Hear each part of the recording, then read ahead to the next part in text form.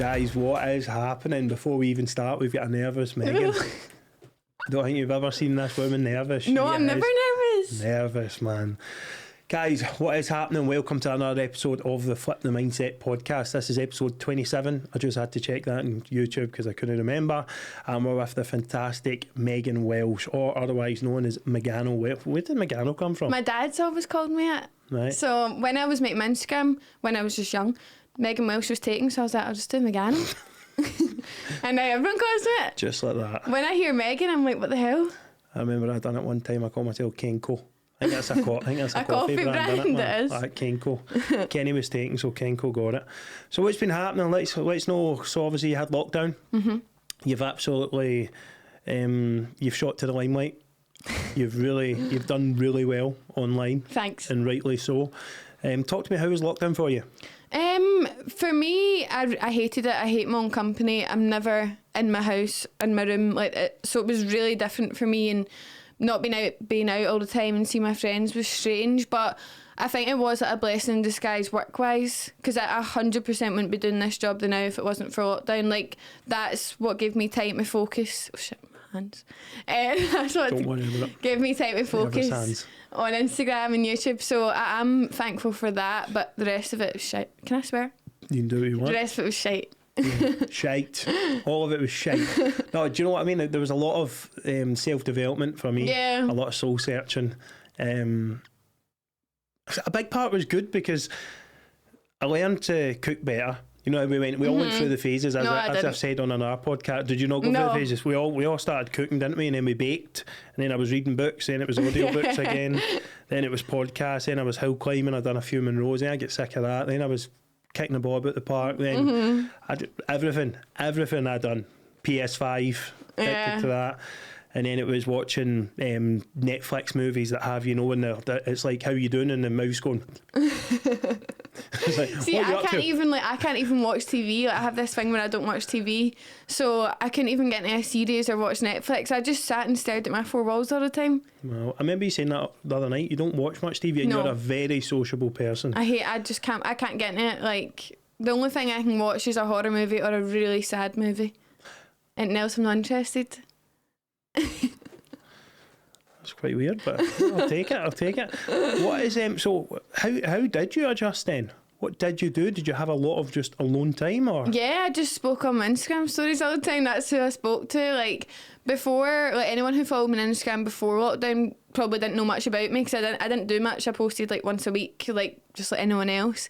But then lockdown came and I had no one to talk to, so I just talked to my phone. And then people were like, "Oh my god, you're quite weird."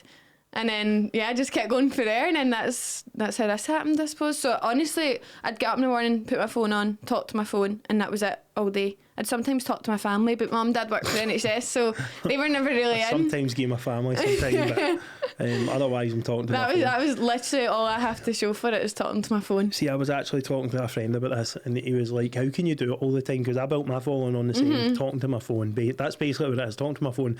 You feel like you're talking to your family. Oh yeah, I felt like I had tons of pals. Yeah, you really do. And people were always replying, so I was like, oh, this is great. I'm not bored. Talking to everyone, man. Yeah. From any walk of life. Yeah. I mean, I've got followers from Australia, from everywhere, all just from talking about mental health. Yeah. And it's like, it does become that, if you don't do it for 2 days, you feel like you're letting them down. Yeah, 100%. I feel like that. And you've not seen them. Yeah. I've not seen you in about 2 years. You've never met them in your life. But it's good to see there's a stereotype in there from like an influencer. We all think, and it's because of the influencers in the past that have come up through Glasgow. Like, it's been the perfect life, the perfect this, always looking good. You would see influencers at the dance, and I would literally look across a booth and I would see 2 influencers that pretended to be out going on their Instagram, and at the booth they would do a wee funny 10 seconds, right, video it, and then they would go back to this. I wish I could do that sometimes. I promise. And I seen you, and this is one of the big reasons I got you on here, right? I was out, right? God. My first sober night out, right? First sober night out in years. I don't know if I've ever went sober. Years ago when I played football, I would go out sober. But first sober night out, I'm in Manuka. It's Manuka, innit? Yeah.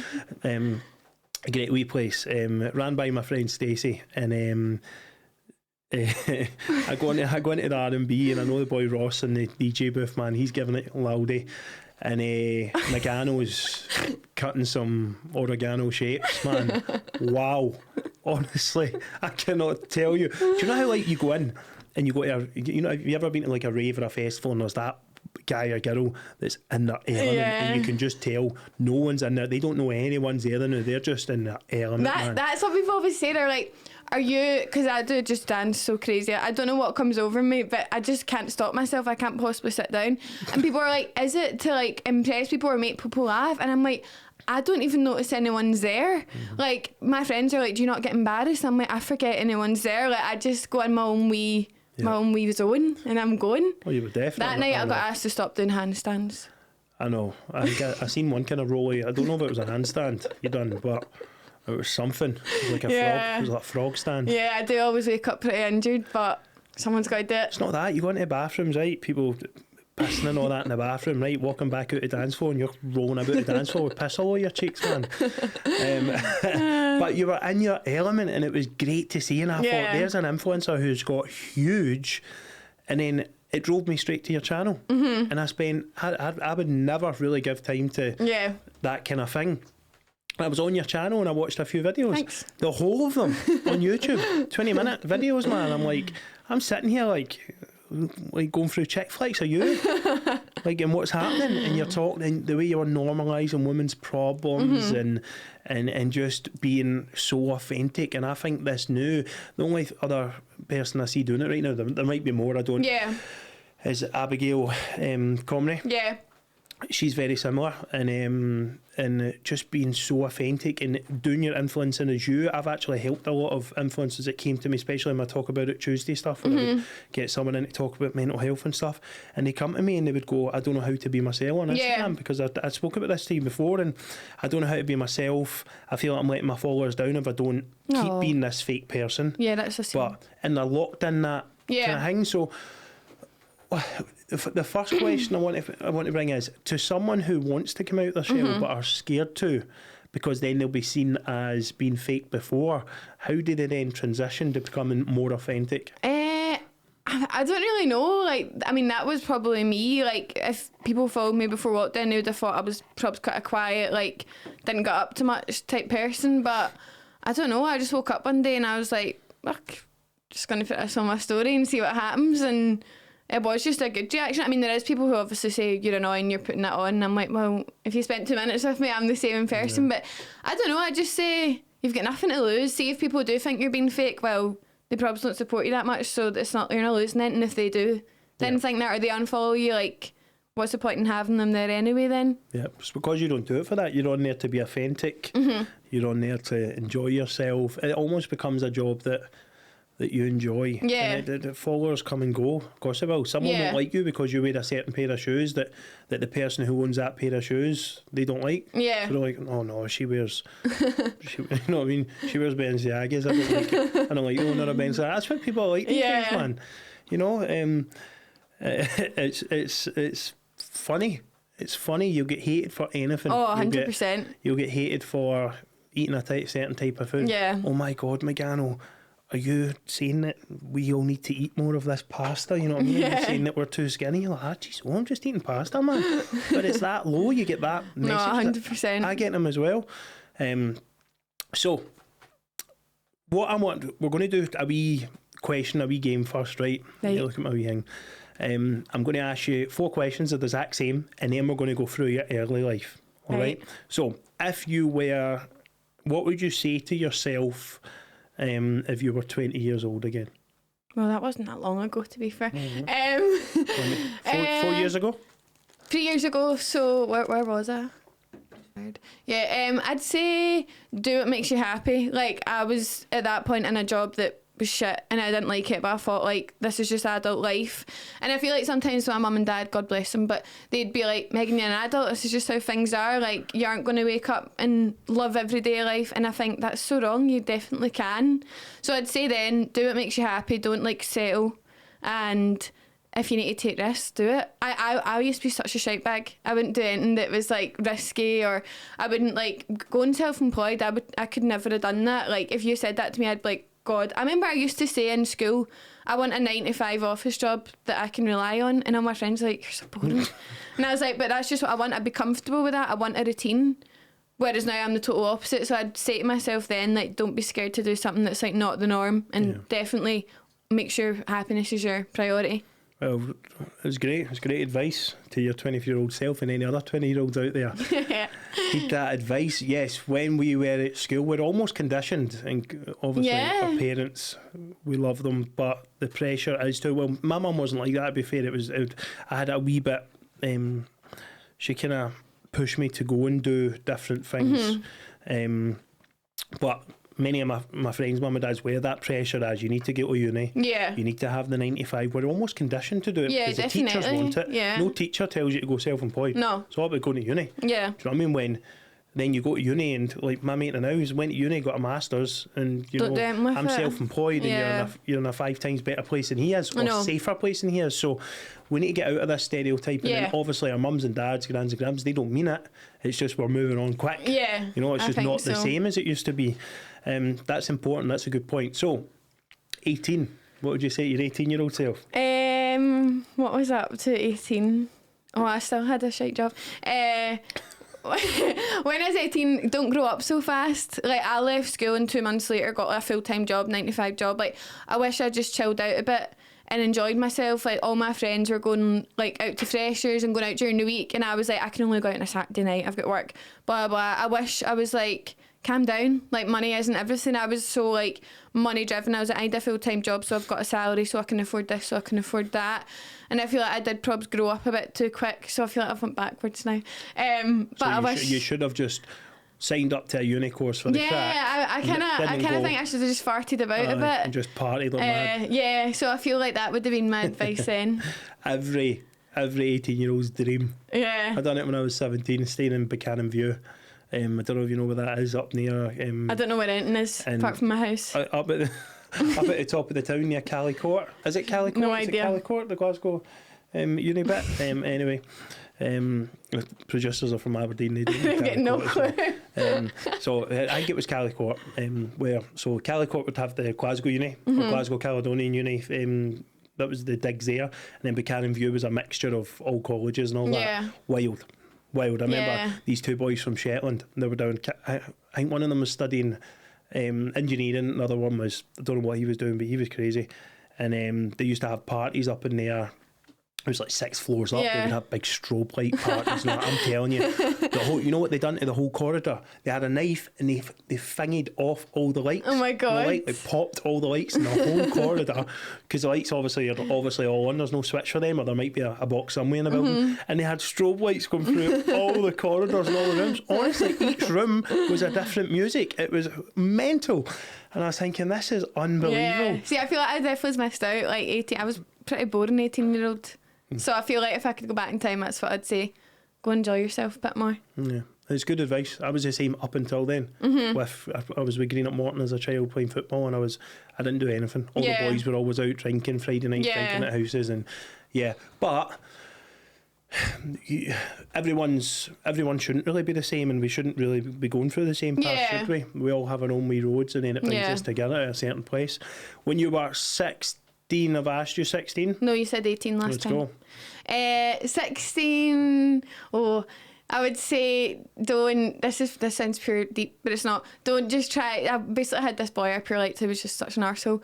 Don't focus on one person bringing you happiness. Like, make yourself happy, and don't change for anyone. I feel like when I was 16, I didn't really know who I was yet. As cringy as that sounds, but I was like trying to fit in, like in school, like be popular, look like everyone else, and like impress people. And I just wasn't myself at all.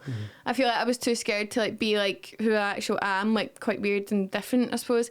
So yeah, be yourself and don't try and impress other people. Love it. 12.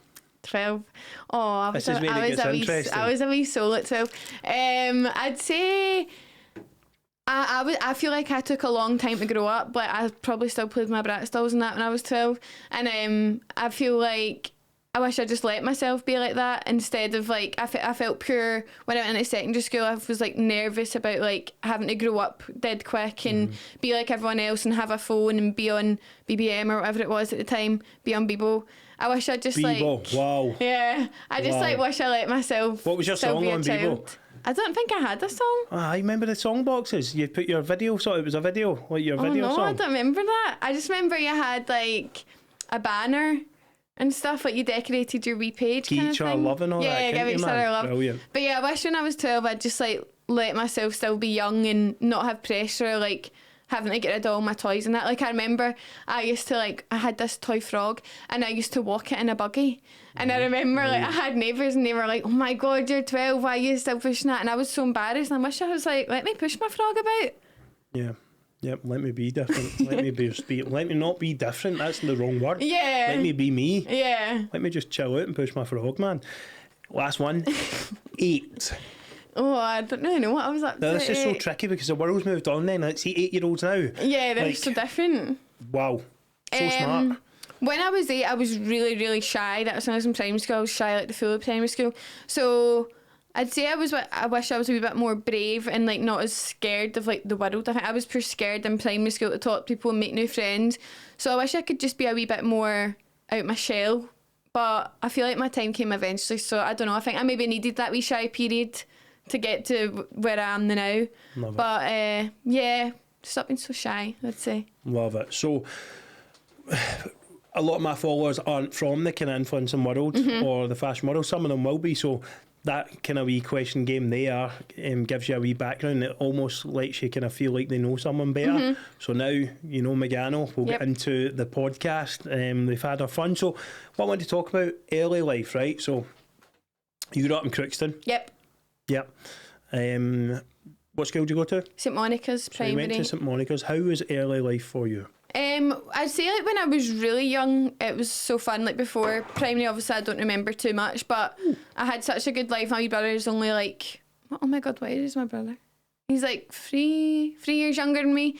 So we lived in like a cute wee street. Like we had loads of kids my age and stuff. So I remember always being out playing, stuff like that. That was so fun. And my mum and dad like have such a good relationship with them. They always took us to centre parks and stuff like that. So that was so fun. Then I went to school and I don't know, obviously I can't remember what I was like before school, but in school I was so shy. Like I didn't really have many friends. I had like a wee group that my mum kind of had me friends with because she knew their mums and stuff, but I had like one proper friend through primary school and I was quite happy just being like that. Really shy, like kind of struggled like socially. I think like in class, like if I didn't get sat next to my wee friend, her name was Taylor, I was like, oh my God, what am I going to do? I can't talk to anyone. And at lunch I'd only sit with her. My dad would put me into breakfast club and I'd just sit myself. Like I was quite a wee soul in school. And then when I went to secondary, I was totally different. I came out my shell a lot more and had a really big group of friends, and secondary was such a breeze for me. I know people struggle with secondary school and I can see why. Like now when I look back I think, God, kids are so mean, but I really loved secondary school, and that's where like I suppose I came out my shell and became myself and had such a big group of friends, was out all the time, went on holidays and stuff, and yeah, just kind of continued from there. All my friends from school are still my best friends now. So From secondary school. Yeah. When we talked the other night, we had the in-depth conversation about you received a lot of bullying in primary school. Talk to me about that. Primary school, right? You're being bullied. Who do you turn to? I don't think I really turned to anyone, and see, because it started so young. So I was telling you, it was these twins, and their gran was like one of my neighbours, so I knew them before I even started school, and the bullying kind of started like I wasn't allowed on the trampoline, and I wasn't allowed in their house to play and stuff, just wee daft stuff like that, but you're too young to like think anything of it. I was just like, oh well, I'll play with someone else. And then started school, and obviously because we all lived so close, they were in my primary, and then it more kind of happened in school, like in the playground and stuff. It was like being mean, being nasty, but I think I was just far too young to understand any of it. I think it wasn't until I was maybe like primary 4 I started to realise like this isn't right. Like they'd say like really mean stuff, like I remember once the one that always sticks with me, they were like, you're just as ugly as your mum, because they knew my mum obviously because we're neighbours, and I remember being so upset like to my teachers and stuff, because I was like, they're talking about my mum now, like they can talk about me all they want but not my mum. So yeah, like you'd go to the teachers and stuff, but there's only so much they can do, like it's just wee kids, like what do you do in that situation? And they probably had more friends than I did, because I only had like my kind of one friend. She was just as shy as me, so she couldn't do much. So yeah, there wasn't really anyone to turn to. Mum and Dad knew what was happening, obviously, because they were so involved in it as I was, because they didn't get on with the twins' mum like through all this. In the end up, we had to go to the police. I'd have turned to the frog in the pram. I'd have turned to the frog. Yeah. So yeah, in the end up, that's where we went. I'd have turned to the frog. He's talking to the frog in the pram, pushing it about on that fucking rough day at school, man. It's been brutal. But all serious, it's school's brutal if you're bullied. Yeah. Brutal. I wasn't really bullied at school, but I had the few racist calls and all that stuff. Been different. Only one of like 5 people of colour in the school. But it's tough, and I always like to ask that question if I'm talking to anyone on social media who is talking about bullying. I'm saying, I always say, who do you turn to? I know. Who do you turn to? And they always have to think. It's such like a lonely thing. Like I was so young, obviously it was kind of from the age of like 4 to I'd say about 13, of the same people. I've never been bullied off anyone else. Like everyone else has been so nice to me. I'm quite lucky that way. Like in school I'd say I was not popular, but like I had a lot of friends and I never experienced anything like that again. But with them, I remember one time when it got quite bad. I must have been like 10 or 11 at the time, and I was pure like screaming at my mum. I was like, I must be such a weirdo if I'm like being bullied at this. I didn't see anyone else getting that kind of treatment at school. So that's dead sad when I think back. And now when I think back, I'm like, oh my God, I'd never stand for that. But at that time, I just didn't know what to do, and there is no advice for it or anything. I was so young, couldn't go on the internet. So it was just like a really kind of lonely thing. Think of it now, right? So what advice would you give to someone who, my first question is, going through bullying now, who's suffering from being bullied now, because there will be people watching. What advice would you give them? I'd say it always gets better, and that the people who are bullying you aren't always going to be in your life. Like for me, it stopped when I went to secondary school, because they didn't go to my secondary school. So as hard as it is, it's like that's not a forever thing. And if they're in your school, you're going to leave school one day. If they're in your work, you're probably not always going to work together. Like it's hard to say, but it's not always going to be like that. And if you are like a shy person like I was, like you're probably never going to stick up for yourself. Like I could never be cheeky back, or I could never be violent back. So I don't know, it's just that you need to know that it's not going to last forever. Like things will get better, I suppose. My phone's just bullying me right now. It's just not having it. Yeah, you're absolutely bang on. It's tough because you want to say to someone who's been bullied now to speak out. For I know. Sure. Absolutely. Tell I would say that, but I don't know who you tell. Like when I would tell the teachers in school, I don't know what they'd done. It was too hard to remember. Obviously, I was so young. They'd put us in separate classes, but like on the playground, what can they do? Stuff like that. And then after school, what can they do? So I don't really know. Like speaking out about it obviously does help, but I feel like there's only so much that can be done. Yeah, back when I was at school, there was no help for it. You get bullied. I remember seeing it. I used to try and stick up for the people who get bullied. And then you think, does that almost make you a bully because you're you're telling the bullies, no, don't do that and stuff like that. But I think definitely these days there's more policing and there's more support teachers and stuff going about. I'm going to be speaking in a lot of schools, so it'll be interesting to really research into that. But definitely, my advice would be definitely tell someone. Absolutely, 100%. I was also quite embarrassed though to tell people, like. Well, I didn't have like a big friend group in primary school anyway, but I remember I was like, my mum and dad like, how did you get on today? Did they say anything today? And I felt like embarrassed to tell them like what was going on, kind of thing. So it is a shame. You do feel quite ashamed of it, even though it's absolutely not your fault. And you shouldn't be embarrassed. You're getting bullied for being you. Yeah. And then you're embarrassed about telling someone you're being you and getting bullied. That's I know, madness. It is a shame.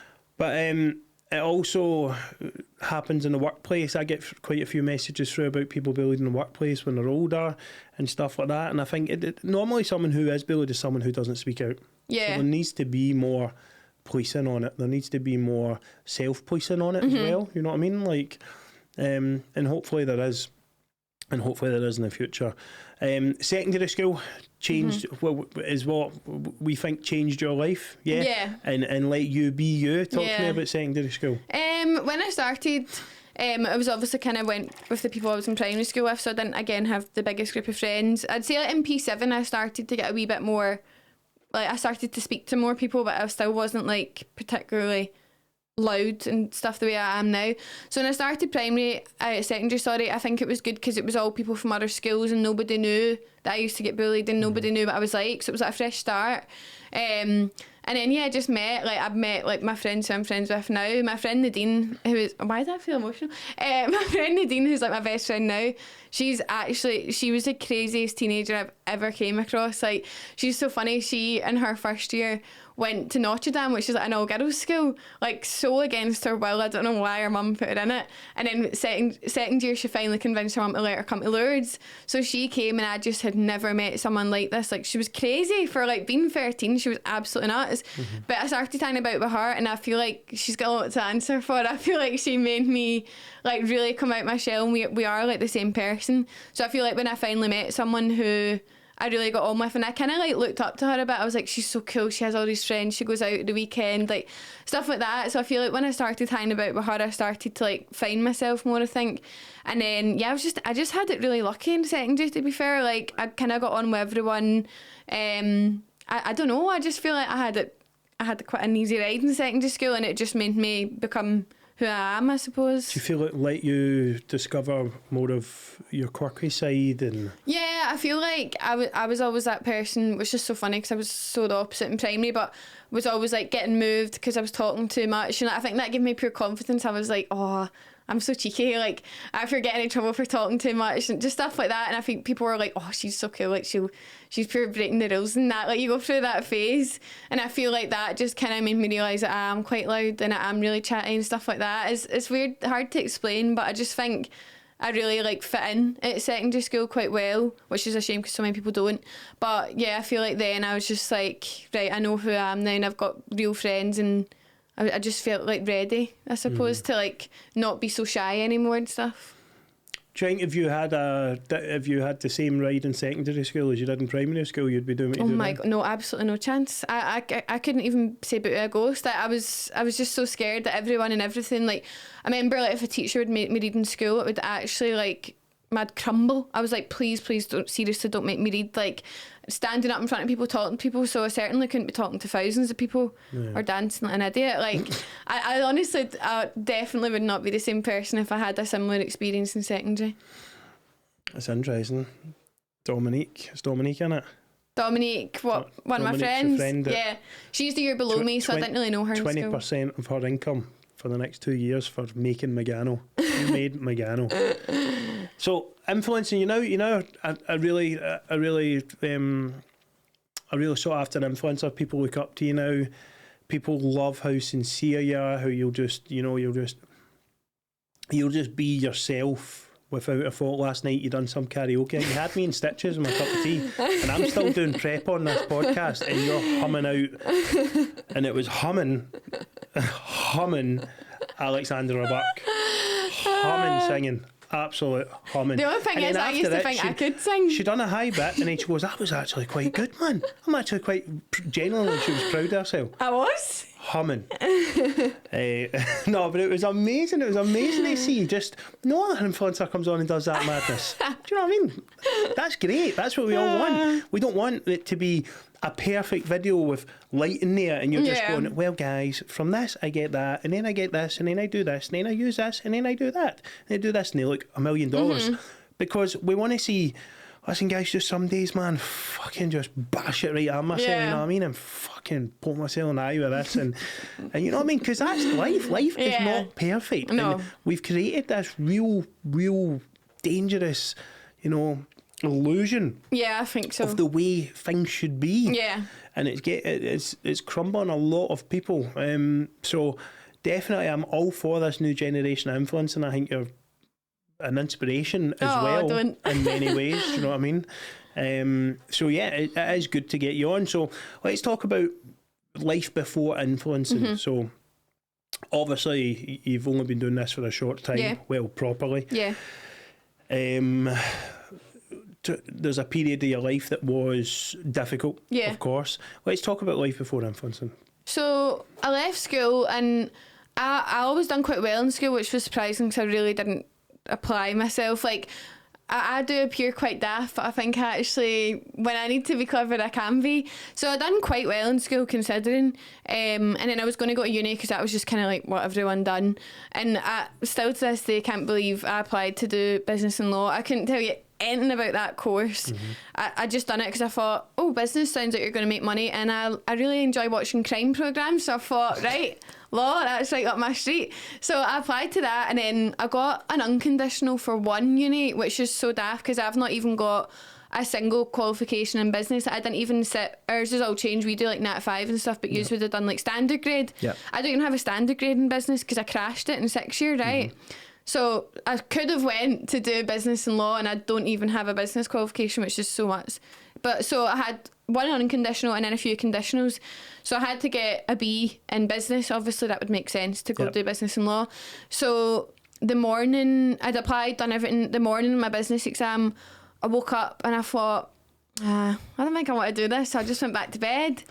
And then my mum came in, she was like, Megan, school are on the phone. You're supposed to have a business exam, get up. And I was like, I know, I'm not going to go. And she was like, what do you mean you're not going to go? And I was like, I don't want to do that anymore. And she was like, Megan, they're waiting on you to start this exam, like, go. And I was like, Mum, I'm not going. So obviously she was like, not pleased at all. So then I didn't go, and I was like, right, well, I'm going to need to think of something else to do. So my mum and dad are very much like, you're not going to sit about the house doing nothing, like, get it sorted. And I worked part-time at the time, but obviously that wasn't going to fund much. So I started looking about, like, right, I'll just get a job, but I don't think uni's for me. Like, I've never been someone to study. Like, I didn't study for my exams. I just kind of showed up and done my best. So I was like, right, uni's not for me. What will I do? And then one of my best friends' mum worked for BT, and she was like, they do apprenticeships. Like, it's a good foot in the door. BT's a good company, blah, blah, blah. So I applied for this business apprenticeship and then got it at BT. So then I was like, oh, go me, like, big girl now. And then I was like, it's an apprenticeship, I'm still learning, but making, like, decent money, so that's fine. And then I showed up and I was like, what the hell, this really looks like a call centre. Like, everyone was just sitting with these headsets on. I was like, oh, God, it's obviously... I was like, this obviously isn't the floor I'm on. Sky done it as well. Yeah, and then they're like, so guys, you do work in a call centre. I was like, what? I simply did not sign up to this. So then obviously I had to stick it out, and then I was like, Mum and Dad, I'm in a call centre, and they're like, you're doing it. Like, you're doing it. You just dropped out uni, you're doing this. So I was like, right, whatever. So then I did do that for like 2 years, I think. So I started when I was 18, like literally like two weeks after I left school, and then seen it through. I was like 20, and it was the worst time of my life. Like, obviously I don't think many people, sorry, that's my watch, I don't think many people wake up like buzzing to go to work, but like I just knew the dread I had for this, like, wasn't healthy at all. And I started to think this is an actual nightmare. Like, to paint a picture, I worked for business customers, so business customers like Nando's, for example, would phone me like, my bill's a mess, or our phone line's not working, or Wi-Fi's not working, and I had to solve it. And I can honestly say I don't know why I was allowed on the phones. I didn't know how to do a single thing. Like, I just put that, I'm putting you on hold, and I'd just sit and like scratch my head, talk to my friends. I was like, does anyone know how to fix a phone line? Because I have no idea. And like, you actually just talk your way out of anything. Like, they'd be like, that, so is my broadband back on? I'm like, yep, it's going to be on in 2 hours. No, it wasn't. I was like, yeah, no worries, okay, bye, leave a wee survey. So I just like worked my way through that, and I started to really, really hate it. Like, people, the public are so mean. What was the worst phone call you had? Like, there is actually so many. Like, the list is endless. Like, people would say stuff like, I hope your house goes on fire, I hope you get cancer, just nice stuff like that. But the worst one was a guy who apparently was from a rape charity. I basically wouldn't put his phone back on because he owed us like 10 grand. I was like, come on, you need to cough up the money. And then he was like, right, well, I'm just going to come and rape you. So I was like, okay. And you're not allowed to terminate calls, right? But I was like, but I feel like that's one I probably could terminate. So I was like, no, okay. So I hung up. And then, yeah, the police actually had to come because it is a threat. So yeah, that was definitely the worst one, but it was good because I got the rest of the day off the phone calls, so I wasn't complaining. It's ridiculous. I know. No, the stuff people were saying, like, I'd always make a point, like, I probably sounded really young, I was 18, but I'd be like, you are talking to an 18-year-old, you know, and they're like, yeah, I know, I do hope you die. I'm like, okay. Probably got a daughter of their own as well. I know, and this is like big, like, successful businesses. It's not even like, I mean, it's not acceptable for anyone to say, but I'm like, you're a business person, like, come on. people are so used to, especially big businesses, getting everything their own way and getting everything yesterday. Dealing with the public is off. Like, do not work with the public. It's terrible. I've always said it as well, brutal. But and I'm a personal trainer, but I think that's a wee bit different. But I watch a lot of people and talk to a lot of people who work in retail, and they always talk about retail just being the worst. You just wonder where these people come from. Oh, I remember a woman in. Was it, where's the place? I don't go to the malls often, but it's Silverburn. Yeah. And we were up in one of the shops, and this woman is just giving abuse to this worker. For it's not the worker's fault, it's something to do with the clothes of the return or something. I don't think the worker could return it because whatever reason. Yeah. The woman had probably worn it for 2 years and tried to return it like that. I bought this last week. That used to happen. And honestly, the abuse this woman got was making her go so red and so... like within herself, it's horrible. You just think, get that out, man. I know. Just relax. Yeah. Just buy a new one. Yeah, it's sell bad. it on Gumtree. Sell that on eBay and bother. I know. Sure, there'll be someone wanting to buy it. People are actually buying used kind of retro, kind of ripped gear and all that now. That is a thing. I'm serious. Like a pair of trousers that have been worn. This is a thing. And they've got certain rips on them and stuff. People are buying that. No, dealing with the public's hard. I remember, like, my first ever job, I worked in Build-A-Bear workshop. And, like, I was 16 at the time. Like, I don't even know how I was allowed the job at that time. And then I was doing, like, a party once, right? So, like, people would have their wee birthday, like, babies would have their birthday party in Build-A-Bear.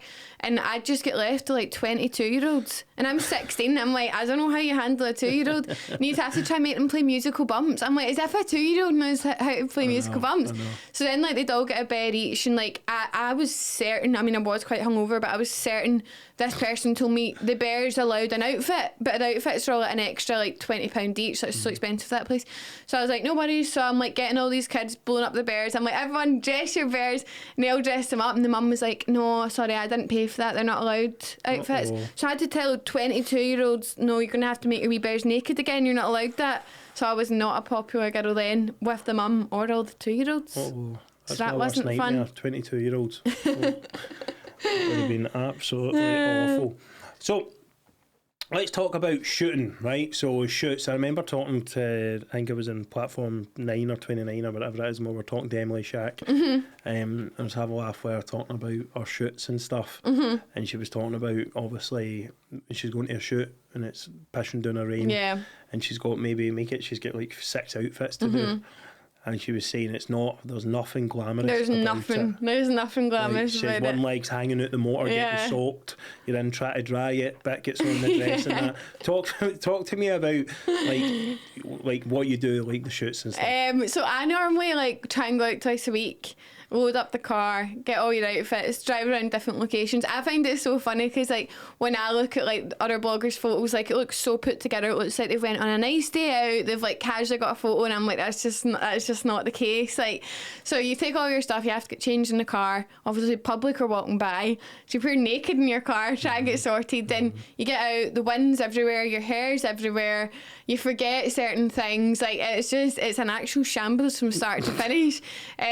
So yeah, that's it. I go out like twice a week, take like 3 or 4 outfits and try and get through them. But right now, like, see this like time of year it is, it's impossible. I went out, was it yesterday, the day before, and I couldn't get any done because it's pissing the rain, it's so windy, like you physically can't do it. So there's nothing glamorous to it at all. It's an actual nightmare. It's good to hear it's a shambles because you do see that, and that's what, again, going back to some of the influencers that do that, and I still see it now, it paints an own picture. Yeah, 100%. It really does, and this is why they get more hate or get viewed differently, and that's why I think you're blowing up so much and going to blow up even more because you're relatable. You're like, you know, it's a shambles, man. I'm out and I'm trying to get changed. It really is. I need a shite. I'm fucking, you know what I mean?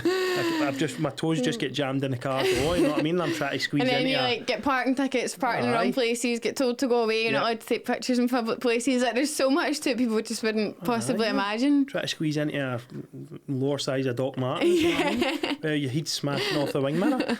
It's not glamorous, but you do see that. It just looks as if it's all sunny. Well, I know what they'll do. They'll go out and take the old trick of going out in the summer and taking about 3,000 pics and then just using them all the time through the year. That's maybe pretty smart, to be fair, but we need this more authentic approach, I think, anyway, because I don't know if you get messages off of your fans just saying how relatable you are and how you make them feel normal. Yeah, no, that's the best kind of message. You know, because not most, but many female influencers out there don't make any normal women feel normal.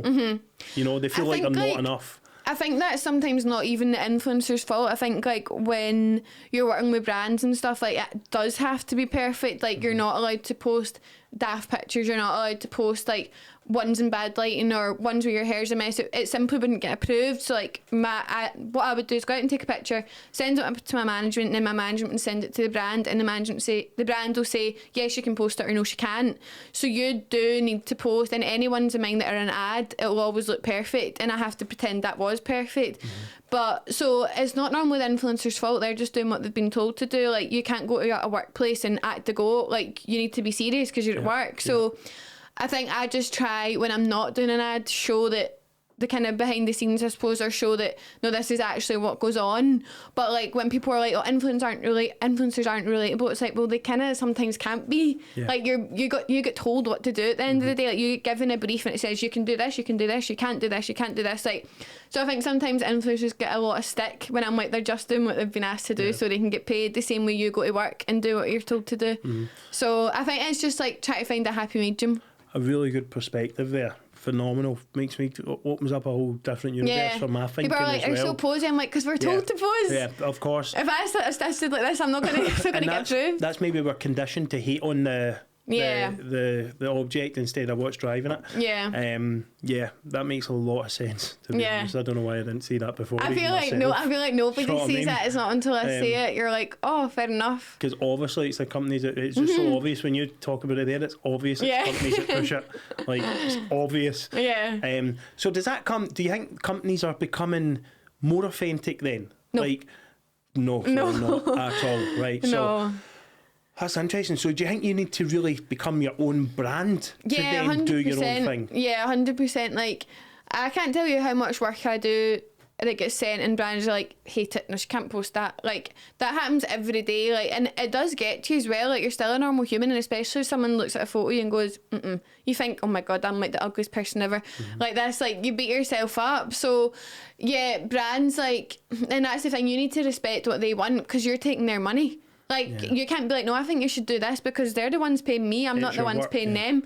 So, I think, like, you do need to fit. What I try and do is fit every brand I work with because if I think I am a good fit, but also, like, make sure I post a lot of my own stuff, like, post daft pictures of nights out, show myself without makeup, like, show myself looking rubbish, show that there is, like, it's kind of like my day's working and my day's not working. Instead of just making my whole Instagram work, I try and show like my normal self as well. Yeah, I love that. Do you think more companies should? I was talking to someone who influences and they say they can't post anything else because the contract. Do you think more companies should allow them to post their normal stuff too? Yeah, definitely. That's when people are exclusive with brands. I don't think I'd like that unless they were offering mega money, but I feel like you need to have like your own leeway to do whatever you want as well. Like if a brand said to me you need to stop posting pictures where you're steaming, I'd be like, well, that's not going to work for me because I'm always steaming. I love that. And that's you know, I apologise for that because it's a real perspective change. No, don't be silly, but it is true that. Like even when I do like daft stuff like karaoke, I'm like that will put brands off. Some brands will look at that and think, who is she? Like, why is she behaving like that? So I get why like other influencers do try and seem more professional because basically Instagram's our CV. Like that's what brands look at and they go, I want to work with her or I don't. So they might look at me and think she's unhinged, I'm not going to work with her. But for other brands you'll be like, oh, that's quite fun, we'll work with her. So it is just like it is your CV. That's all I can really describe it as. It's like, what do you want your future work to see? So I get why some people are really like professional and clean and only show their best because you're not going to write on your CV, I am an idiot, I dance like a fool, I'm always drunk. Like if you write that, who's going to employ you? Probably not many people. No. Does that put a lot of BT? Does that put a lot of pressure in like for these female influencers to, or male influencers, any influencers to, do you think if they're not happy in their job, well, many people aren't happy in their job, would you say to them to go and chase brands that make them feel more themselves? Yeah, like, obviously I have an agency now, so they kind of do that for me, and my agency are good at saying, like, who do you want us to reach out to, and we'll do that. So yeah, I would never, like, sometimes I'll get a job in from my agency, Flourish, and it'll be such good money, and you're like, oh my god, like, that money's so good, like, I'll do it, but I know it's just not me, and I feel like that's only going to affect me. Like, if I start posting stuff that isn't something I'd normally wear or something I normally do, people that follow me will be like, she's just been fake now for money. So it is hard to, like, turn down something when you're offered such good money, but it's so important to do that, I think, because it's only going to, like, damage you in the long run. So yeah, I think it's important to only work with brands you actually do like or believe in. Yeah, because I talked to you about when you couldn't be yourself in primary school. Yeah. You know, and if you went back to that place where you found you weren't being yourself, it wouldn't be a good place to be. Yeah. You know what I mean? Because you feel almost locked up again. Yeah. What about a pic? You take a pic. How many pics do you take? How many times do you? I'm actually really quick. Like, see, the thing is, this is going to sound so weird because my Instagram is just pictures of my face, but I feel like this is just what I look like and that's it. If I'm going to take a bad picture, the next one's probably going to be bad too, because my appearance isn't going to change in those 2 seconds. So I just bash out a few, just go like this. One will do.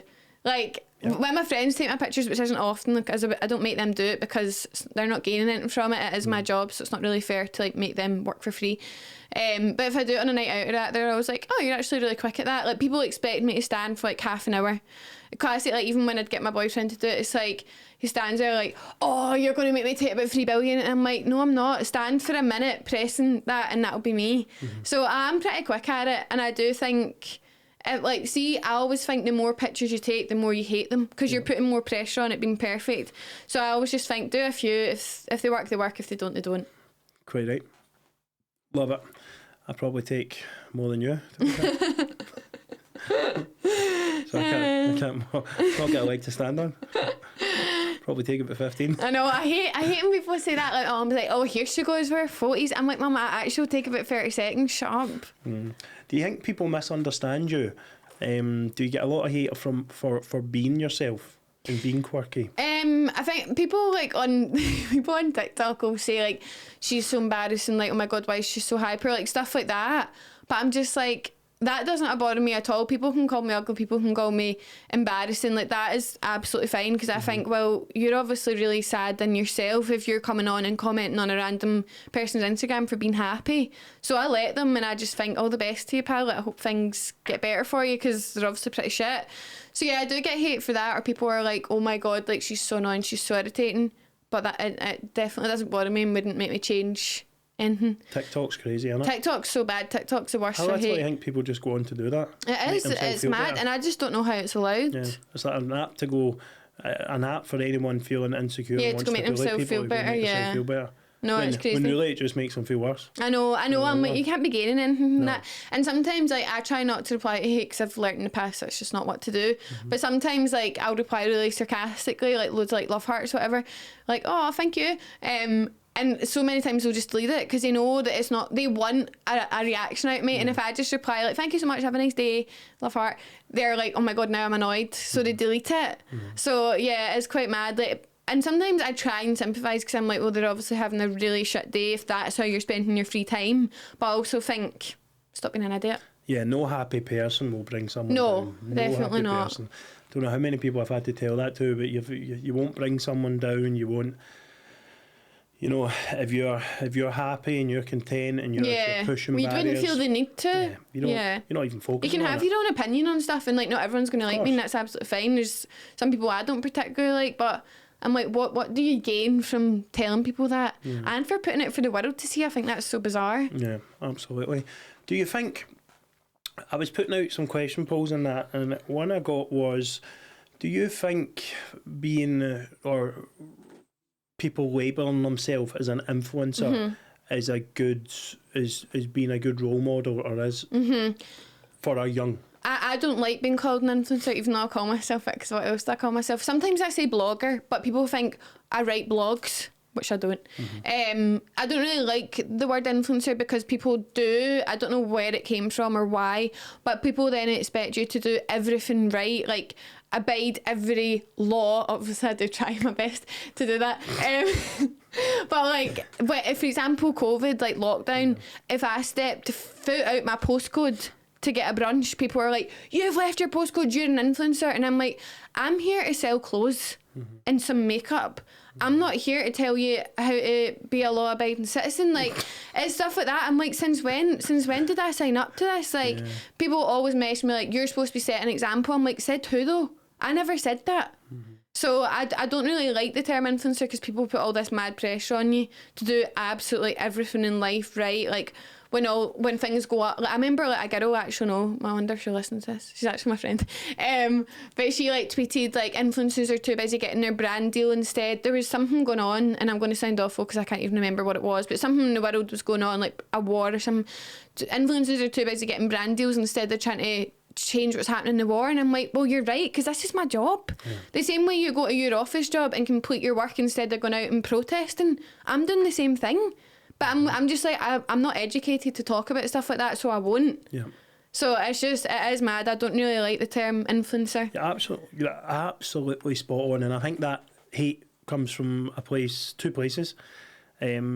Jealousy and hate. These people are unhappy. I also hate seeing people are jealous because I'm like, I'm hardly like Beyonce, do you know what I mean? But it's like when I see people tweeting, it's actually calmed down a bit, but for a while Twitter was like, influencers are everything that's wrong with the world, influencers are the real pandemic, imagine posting for brands. And I'm like, correct me if I'm wrong, but why would you not want to post in a dress you would go and buy for hundreds of pounds? What's weird about that? That is the dream. I'm like, there's no other explanation for it than jealousy. I'm like, it just doesn't make any sense, and I think they just look so bitter and silly. There's thousands of people that will look at what you're wearing, even today, and be like, I'm going to go and buy that. That's why you do. I just think when people are like, that's so embarrassing, I'm like, what is embarrassing about wearing clothes that I like and getting paid for it? To tell me what's embarrassing. I think we need to label it jealousy as well, because all through school it was the same with the popular people or the popular girl of the school and all that.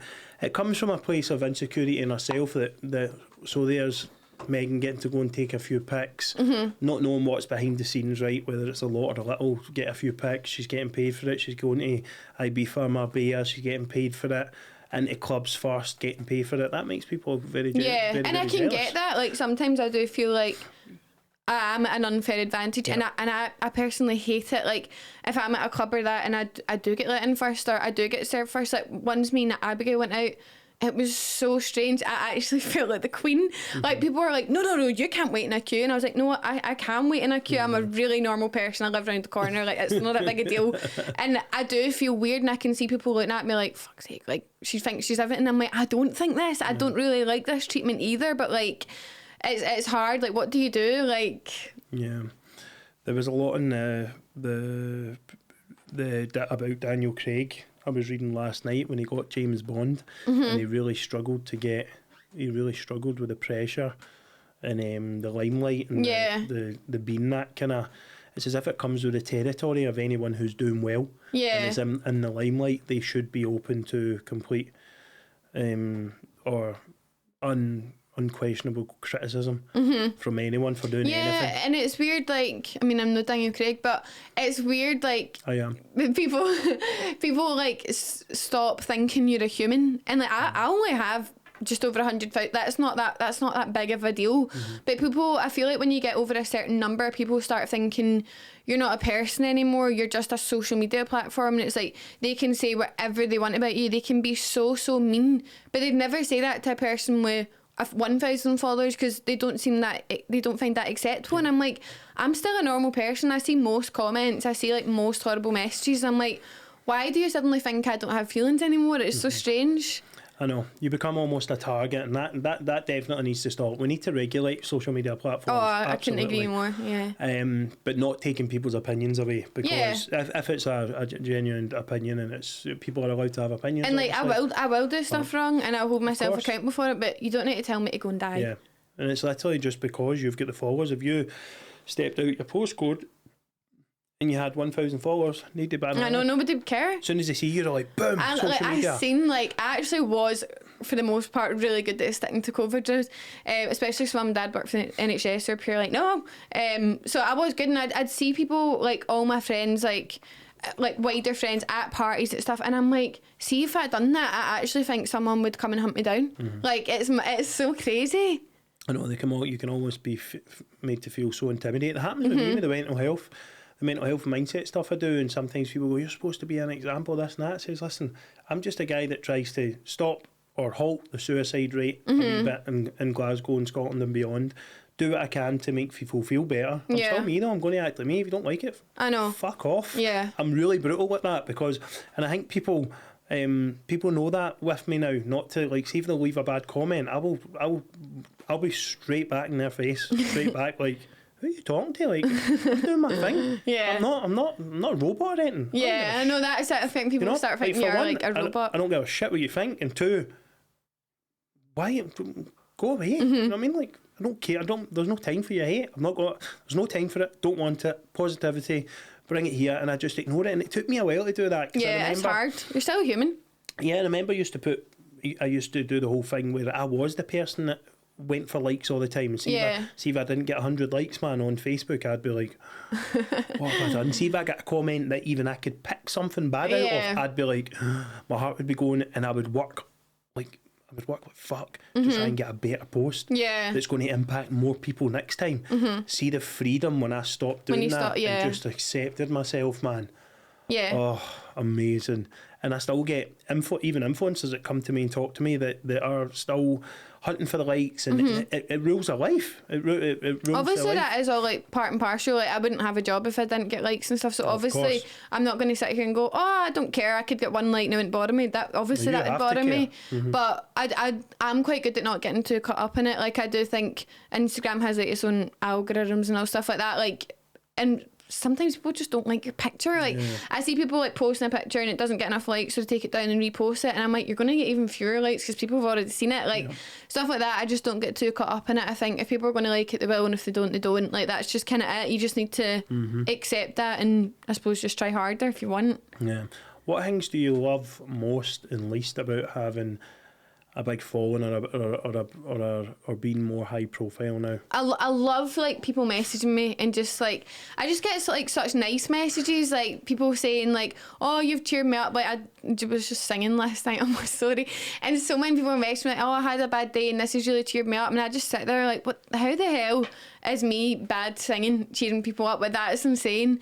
So I do love that part of it, and people are so supportive. Like, when I hit 100k, like, people were going mad, like putting it on their story and messaging me like, I'm so proud, I followed you since this long. And I'm like, that is the nicest feeling ever, and like, that will never ever get old.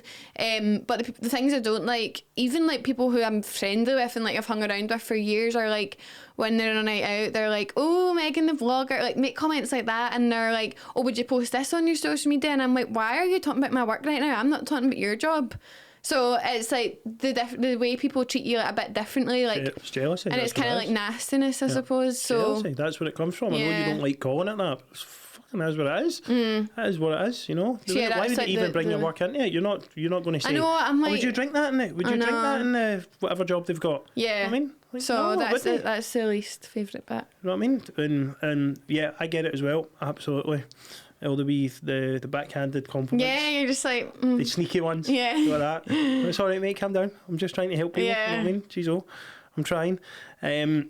Because there is two sides to it. There's the good side and the bad side with getting on, and people will go, oh well, she's earning this money or that money, and like a footballer, he's earning 10 grand a week, so he should be allowed to be called whatever we want to call him. Yeah, why though? Yeah. No, he's just very talented in football. Yeah. You watch football, you pay his wages because you download Sky, you've got Premier Sports, you've got BT Sports, you pay for apps, you play everything that pays his wages, and then you moan about him making the money. So you'll call him whatever you want, even the worst of the worst, you know. We just have this need to hate, don't we, and need to be like we're less value, because someone else is doing well or better. So there's a notion that whenever an influencer posts on social media about world crisis like climate change or anything like that. They need to know every single thing about it. They need to be a professor on it. I can't even say professor on it. They need to know everything about it, right? And it can be really damaging for both parties. One, that we're putting too much pressure on responsibility on people who have followers. Do you think it's a responsibility thing? They see you as having a responsibility, so make sure you're posting something. Which I know you've had experiences with. If you post on a matter and you get a huge backlash because you're not maybe ridiculously educated on it. Do you think it's fair? I certainly don't. I think like what I've learned, which is so sad because I would like to use like this platform or whatever you want to call it, like in the right way. There's certain things I do feel so strongly about that I do want to post, but I've just learned a hard way.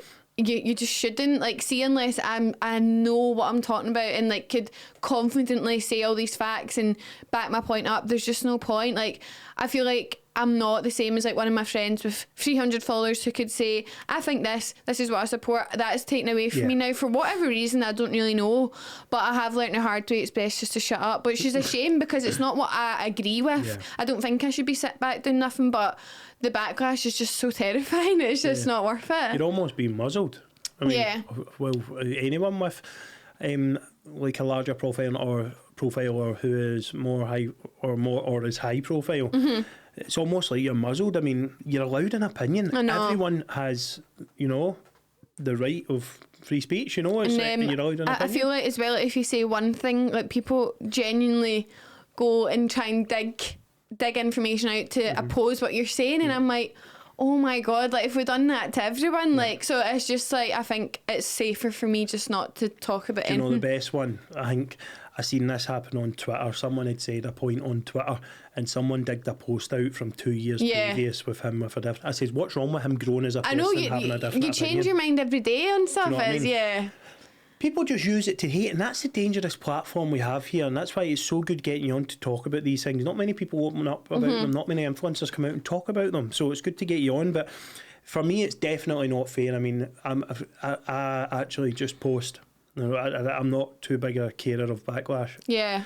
As I said to you, I don't really give a shit. But and I'm good at blanking it out. I'm good at just going, listen, you can have a different opinion. You don't need to give me abuse about it. If you are going to give me abuse, I'm probably not going to read it. So I've got a bad thing now where if someone gives me abuse, I'll reply once, right? And then they'll get really mad and they'll reply with loads of stuff and I just patch it. Yeah. And it annoys the shit out of them. Yeah, because it's got them started. And honestly, I just see my mailbox going, like, they're sending me so many messages, man. And I love that. Actually, it makes me laugh because I'm like, why are you giving me hate in the first place? I know. Honestly, terrible habit. It's actually like a wee fun game. Yeah. Sounded like you farted there, man. I know, it's like my eating That's all right, whatever. So it's like a wee fun game I play now, man. It shouldn't be, man. It's terrible, but I was just sick of it, man. I was like, if I have an opinion about something, it's my opinion. It's came from, how my life's shaped, my perspective on something, and I'm allowed to express that. Having followers or not, that shouldn't matter. Yeah. I know that having followers, if you were to go with something, you were to be pro SNP. What could happen is a lot of your followers who maybe are uneducated or not as educated on that matter, or maybe are on the fence, could then go, oh, Megan's pro SNP, I'm going to be pro SNP. Yeah. I know it could do that kind of thing. It could, or with me or anyone, any footballer. Like, if there's a footballer there. Yeah, just doing it because the person you like is doing it. Yeah, well, you end up getting maybe conditioned or thing to go, oh my God, so make it you're someone's idol. Which I'm sure and they look up to you and they go, if Megan loves SNP or whatever you love. I'm not saying you are. So before in the comments someone goes, oh my God, you like SNP. But if you did, you know what I mean, it could probably influence a good section of your followers to vote SNP. So I can see two sides to it. Yeah. But I still don't think it's fair. I think there's certain things I just wouldn't post, like, I remember I got a stick for saying I was unwell after my vaccine, and I was like, I didn't even go to say it. I was talking shite on my stories as always, and I was just like, oh, I'm not well, I had my vaccine, I've pure took a bad turn. And people are like, you are part of an experiment, why are you telling people you're getting the vaccine? And I'm like, but I did get the vaccine, I'm not going to lie.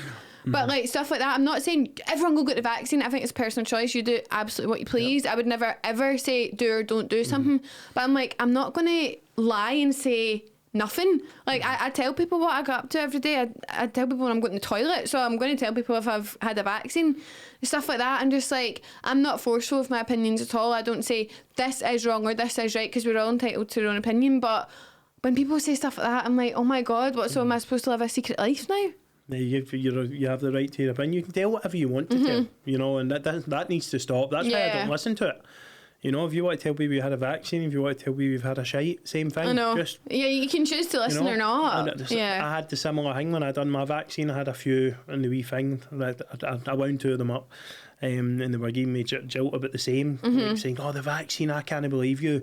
That's made me think a wee bit of you or something for having the vaccine, and you're promoting the vaccine. I know. I just said something that was along the lines of you should get it or something that'll make you feel good or something like that, and he went mental, man. So I just, you know, it's, if you want to get it, if you don't want to get it, it's personal choice. That it doesn't keep me up at night, but I'm also not going to protect, like, it's my social media. I'll say what I want within reason. Within reason. If I'm not muzzled, kinda within reason, maybe. Because the truth is we can't. That's probably the truth. Me and you can't go on and say something. But see, if we wanted to voice a certain opinion about certain things, we'd get absolutely destroyed. So it's tricky, you know. So that's maybe one of the pros and cons of having a high profile. But with regards to the vaccine, I don't care if people get it or not. Just make your own choice, you know. Be proud of your choice. Definitely. Make it. Be proud of it. I'm not judging. I'm certainly not judging you. Whatever you get to do, what you do, whether it's MDMA you're taking or bloody vegan tea, you know what I mean? I don't care. You know what I mean? Do your thing and fly with it, and you know, and love your life. So what? See, when you obviously speaking about that kind of stuff, right? The real pressures, the external pressures, without going too much into it. What did your family think when you first got into influencing, or we started blowing up? Were they worried? Were they? The only time my mum and dad had been worried is when I experienced like a lot of hate at like one period of time, and they were like, "We don't want you doing this anymore," because they could see what it was doing to me. Like for those kind of couple of weeks, I was just like beside myself, and they could see that, and they were like, no job is worth this. And even back then it wasn't actually my job, so I couldn't even turn around and be like, well, this is what I do for a living. It was just a hobby back then. So they were like, no, we don't like support this kind of thing at all. But since that kind of died down, and like now they're so supportive of it, and I feel like they don't really understand it because obviously they're older, they haven't grown up with it, so they probably just see all the good points, and they do see some of the hate I get in that. My mum, oh my god, I actually had to ban her from commenting. Like, people would comment hate, people would be like, she's so ugly, and my mum was like, you're ugly. I'm like, that mum, you can't do that. Brilliant. And like, she'd get into like proper debates with people, and I was like, no, you need to stop. Like, so I've told her, you're not allowed to comment unless you're just leaving a nice wee comment about me.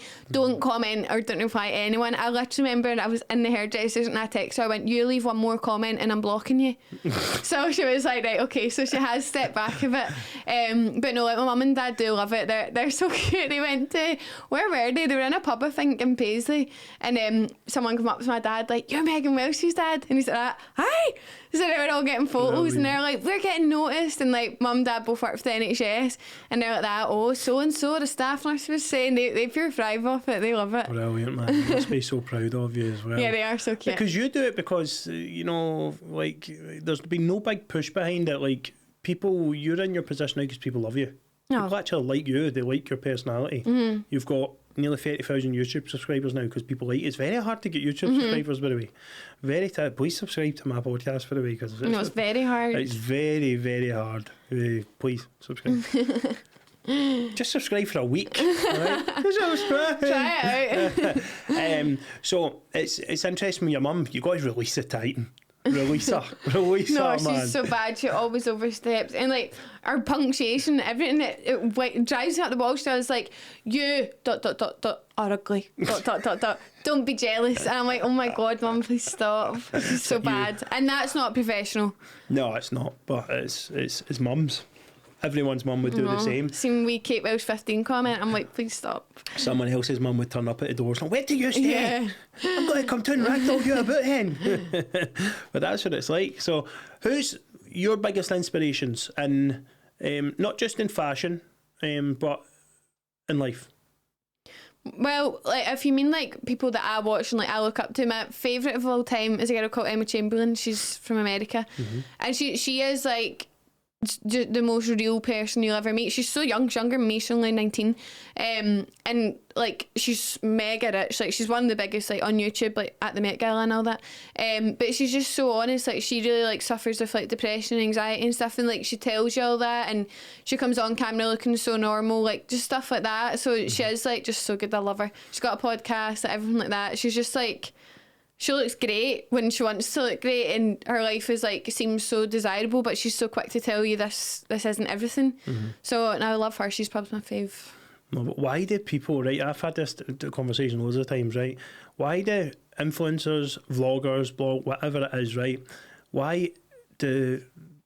So I'm half American. If you stick an American accent on you, you've got about 3 million followers on that YouTube. Why do we love listening to American voices so much? I much prefer. I hate my voice. I have the fear of hearing this. How cool is it though? I think it's because all the American movies we watched definitely. Because when I was wee, I just watched Disney Channel. So see, like, when I'm going through YouTube, any of my podcasts, it's American. And I'm just listening to it. Like, yeah, so cool. You know what I mean? Yeah, like, I hate her voice. Love it, man. It's always, you know, like it's going to be very hard to get someone with a Scottish twang to get like 10 million followers. See if you can do it. You know what I mean? You could maybe do it, but it's that way though. I always feel I would be much cooler with American. Yeah, definitely. I'd be cool.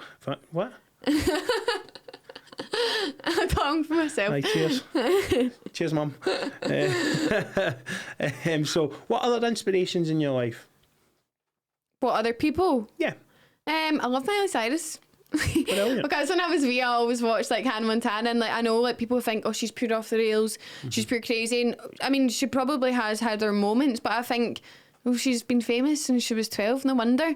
But I just love her. She's just so herself, and I pure keep up to date. And my mum's like, she's crazy now because she used to watch Hannah Montana with me, and I'm like, no, she's not. She's just like being herself, even if that is like mental. Do you know what I mean? Yeah. So yeah. Like, she got a lot of stick many times. Yeah. So she did. And Hannah Montana is probably one of the most famous. Yeah, the like, best that Disney has ever produced. Like, I used to think I was Hannah Montana. Did you? Yeah. What did you do? I just like used to feel like when I'd go to school, I lived this like double life. Then I'd come home and I did used to think I could sing, which is a really sad thing. I'd done higher music in school and sang in front of the whole class. Can you give us a bit of Alexander Burke again? Oh no, sorry, that's for Instagram only. So yeah, I used to think I was quite Hannah Montana, but I'm not. It was that's like, fine. That's what it was like. If I could, what's the word? What's the first word? I'm not going to sing it. You're trying to get me to sing it. Find me a place. Some people were replying like you actually do have some potential. Pash. I'm like kidding. My mum and dad shout, Megan, shut up. It was actually really fun. It cheered me up, and I had a terrible day yesterday. Oh, I'm glad. And that's what it's all about. But it was still humming. 2035, right? The world, the you know, all the gas and all that's happening now, right? We're not going to talk about that. We don't want to large. So, the world, the Wi-Fi goes off, data off, gone. No social media. What are you doing? Fuck knows. I actually have no idea. Like, I don't have like my friend Molly, like who's also an influencer. She's like, I'd be a hairdresser like 100%, and I'm like, I just really don't know what I'd do with myself. Like, I've never had a job I've liked before. I have honestly no idea, and I couldn't even hazard a guess because I can't sing, and that's the only other thing I like doing. You want to be a singer, don't you? I think I'd be great on musical theatre. I think I just need some vocal coaching. Do you know, there was a bit you done, I'll give you this, there was a bit you done in one of the songs that you hit three chords very well. very well. I don't even think you noticed it. I thought, see, with a bit of vocal coaching, man, she'd be alright, man. I know. And then Alexander Burke came out and it was fucking on. No, it was alright. No, I really don't know what I'd do myself. That is a fear I have. Like, I always say it, I do think there is like an expiry date on this. Like, how long are people going to be interested in what I do? So yeah, I do really freak out, but I think that's future McGann's problem.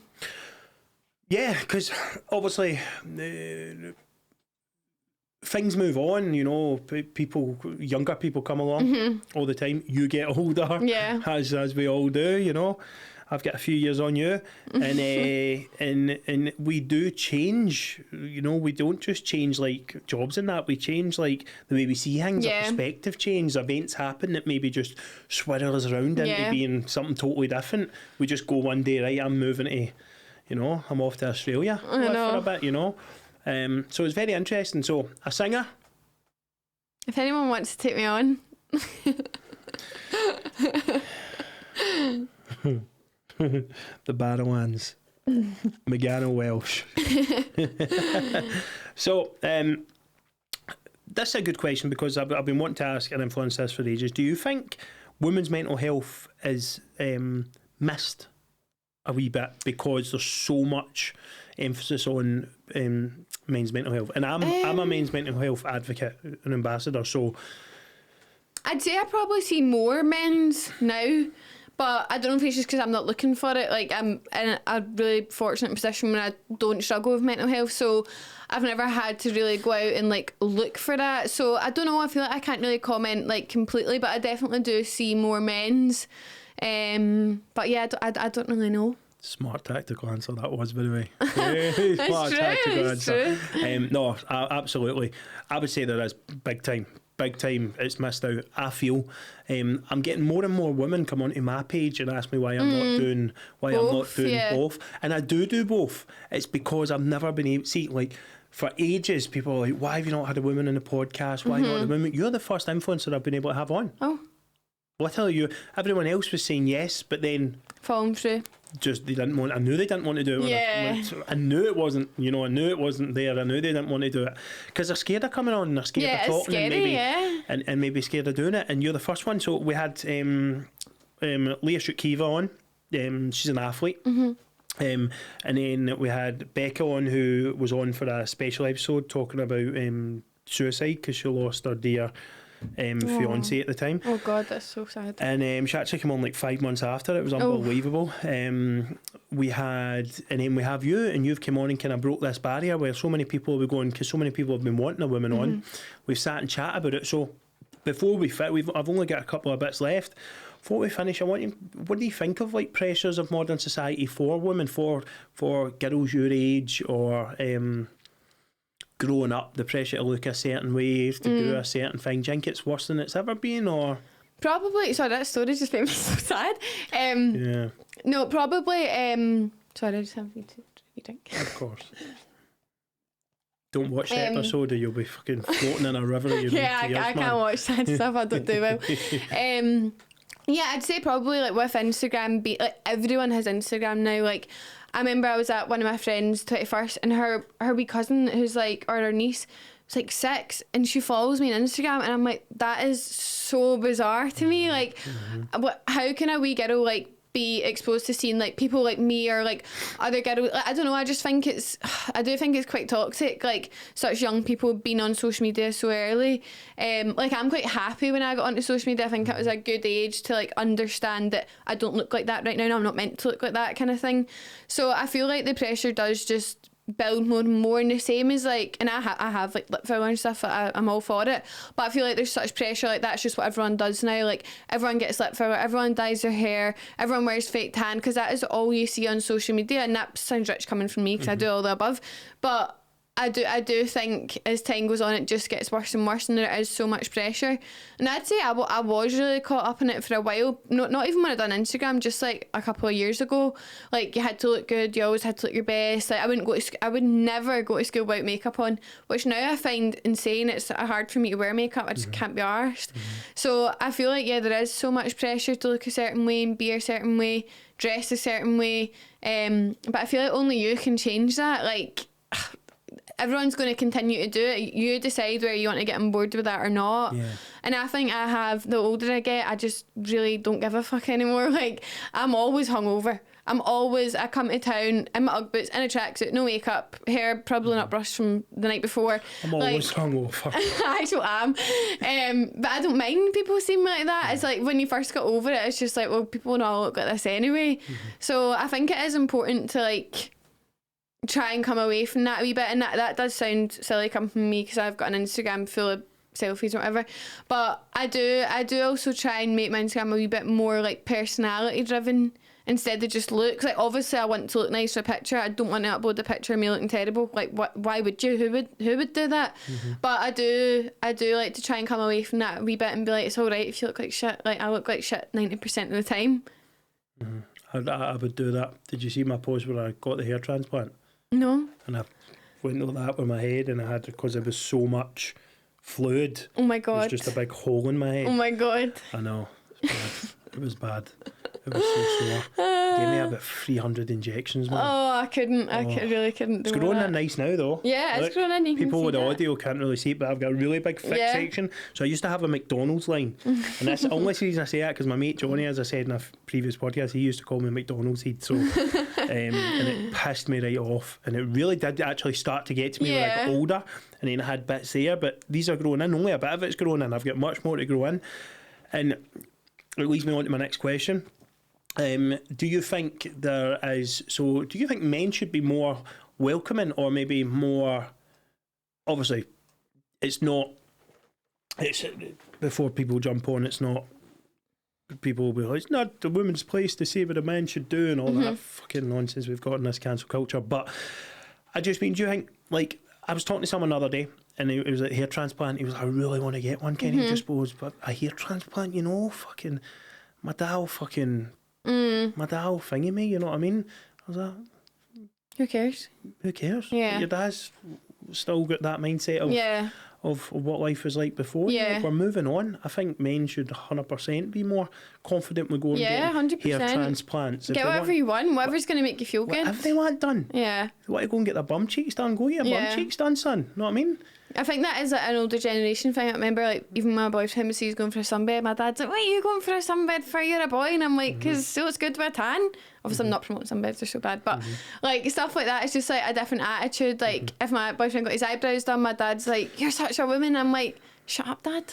I love my dad, but it's just like, it's just a generation thing. Yeah, it is. And so we make, I think like do what you want to do. Like, I put up my story, like, I've had this like terrible frown line ever since I was a wee girl, and I got Botox in it like the other day, and a girl replied like, oh my god, like, why are you just doing what everyone else does? Like, you're fine the way you are. And I'm like, no, I know I'm fine the way I am. It's something I hate. I didn't feel pressure because someone said you've got a big frown line. Nobody's ever pointed it out to me, but I was like, I do it because I want to do it, and I know that. I get tattoos because I want tattoos. I dye my hair because I want tattoos.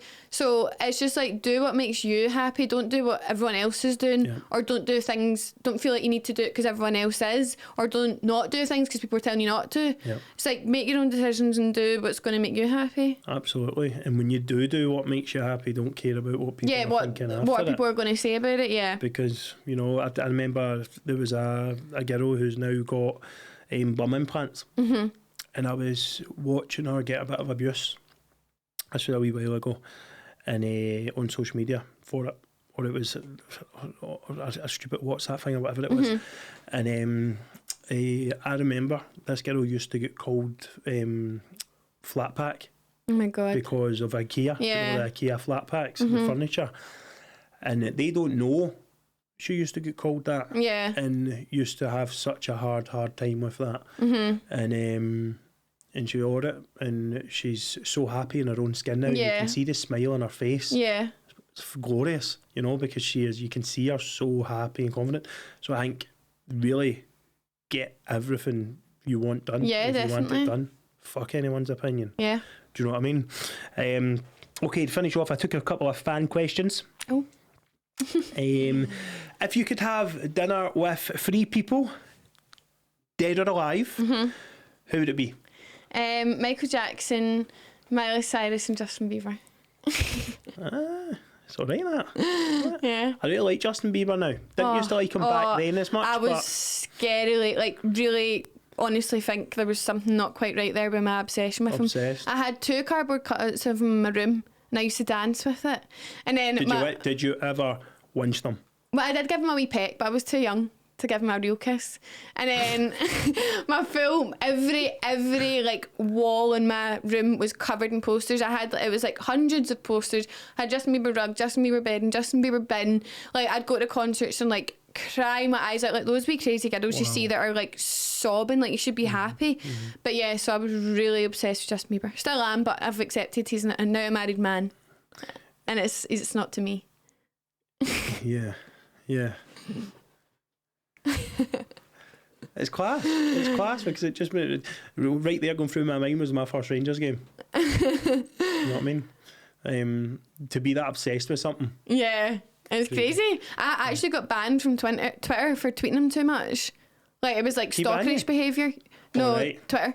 What were you tweeting them? You're only allowed to tweet someone 200 times a day. And then I know it's really sad, I know this. But then where'd you get the time to treat them to on a well, I was like 12, what did I do? What were you saying? Just like, love you so much, please notice me. Like, I'm your biggest fan, so please marry me. Love you so much, please notice me, right? Followed by a tweet saying what? Like, love you so much, marry me. Followed by obsessed with you. Just loads and loads and loads. Hi, kiss. And then everyone, I had Twitter like before everyone because I was a fangirl. And then everyone in my school started getting Twitter, and I was like, fuck, I need to go and delete all these tweets. People are going to see my tweets. Wow. So yeah, I was really intense. Justin Bieber, if you're watching this, like I know. you will not be. Yeah. Hit a G up if you're ever single again, son. What else we got for you? In the long term, what are your plans? Are you going to become a personal brand? Like you are kind of branded yourself, aren't you? You kind of like McGann Welsh is what I see. I know you work for labels. So yeah. Flourish is who you love. Flourish, don't you? You got a lot of time for them, so special mentions into Flourish. But in the long term, what are your plans? Because there's always someone new coming on. It's a similar question to that, and the audience changes. I don't really know. I get really stressed when I think about the future. Just keep doing what I'm doing. I would like to have my own brand eventually. Not anytime soon because I'm not there yet. But I'd say like in the next 5 years, have like my own brand, like so that if people stop being interested in me, I hopefully have something I can sell to people or whatever. And what's your brand again? Well, I don't want someone to steal it.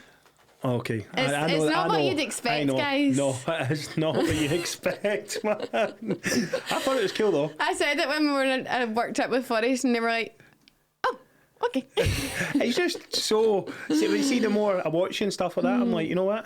You can see it. But I can see it. I can see it. That's the last question. Sorry, I jotted these down quickly, these questions last night. I've done it all. Producers. Here's a question. A nice wrap up. A what? A wrap up and a nice. He's the producer just wants me to wrap up, man. He's like, Do you have a question? I just want both of you to shut it, so I can get him. And I want to ask.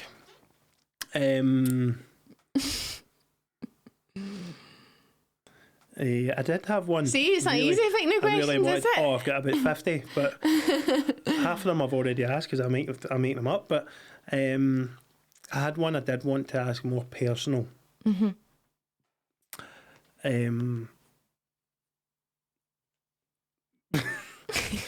What's it like shitting in a Portaloo? It's not the best. No, when I was at Fly, like I was at a festival last weekend and I came out of the toilet and these girls were like, oh my god, people do this thing where they scream in my face. And I mean, fair enough, I'd do it to Justin Bieber, but I'm just not Justin Bieber. And they're like, oh my god, it's Megan, blah blah, getting photos. And I was like, please don't go in the toilet, please don't go in the toilet, please don't go in the toilet. I was like, Mum, we'll go over this way. And they're like, no, we need to go in the toilet. I'm like, right, bye. Sprinting round the back, man. Yeah, it's not the best, guys. So I have IBS. It is something I wanted to talk to you about before we wrap up. I was going to leave it, but I suffer from it as well. Yeah. I was a bodybuilder, 23 stone, 23 and a half stone, which was ridiculous size, man. I was so big. Eating 9 meals a day, 10 meals a day sometimes. I went up to 10,000 calories because I was a bit stupid. Probably didn't need to eat that. And I was eating that every day. Shitting like a fucking, honestly, man, it was like a roller, like what puts the tar out in the road. That was like shitting, like, you know what I mean, the tar just gets dumped out. That was like me constantly. So anyway, do you know these laughs, these are like comforting laughs, like Megan's like, I know the feeling of this. So and then obviously losing all the weight, and now I only eat maybe 3 meals a day. You know, my stomach is just done, and I was telling you the other night, we had a good chat, that I was shitting gunk. I really feel bad for anyone who can't listen to toilet talk. If you can't listen to toilet talk, Now turn go. off. This is the most authentic podcast in the UK, guys. We tell it how it is, we say it how it is, alright? So I was shitting gunk. Goo. Fucking goo. Oh, goo. It was gooey, and I'm thinking, oh my god, I'm dying. Oh my god, this is embarrassing. Who do I tell? What do I do? Do I sniff it? Do I taste it? What do I do here? And I'm thinking, fuck, I must have a big problem. And it actually got me really scared. Yeah. And I thought about going to get my bowels checked, because I thought, I'm looking up Google, and I looked up Google. I've got 6,000 things wrong with me. Yeah, and if you're dying of cancer. And I've got bad anxiety anyway. Yeah. And I really was stumped. And I have all sorts of stuff where I'll swell up for like 3 days. Yeah. Right? I'll not poo. And then I'll do a big poo followed by tar in the streets again. I'm fucking serious, man. It's brutal. So a plug comes out and it's like... So, but there's many people that suffer with colitis. It's the other one, isn't it? Yeah, Colitis yeah. and IBS. There's many people who suffer with this. We have to watch where we eat a wee bit now. Actually put me off actually getting massive again, just in case I do any more damage. But it's an issue, I think, that we should open up about a wee bit. Yeah. I think that's my way of dealing with it, like, because it can be embarrassing if you make it embarrassing.